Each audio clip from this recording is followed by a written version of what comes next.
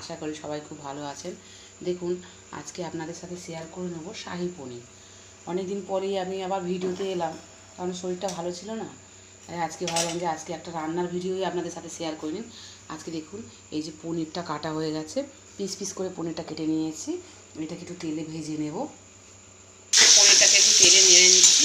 এরপরে একটু এই যে বেটে নেবো। এখানে আছে মগজদানা, পোস্ত, কাজু আছে, আর এই যে কিশমিশ আছে, আর একটা ছোট টমেটো নিয়ে এসেছি।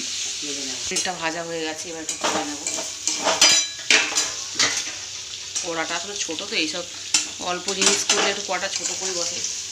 একটা তেজপাতা দিয়ে দিলাম, যে তেলটা গরম হয়ে গেছে, তেজপাতা দিয়ে দিলাম।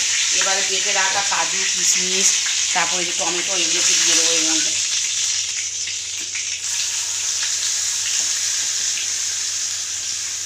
এবার একটু এর মধ্যে নুন দিয়ে দেবো। এই যে হয়ে গেছে।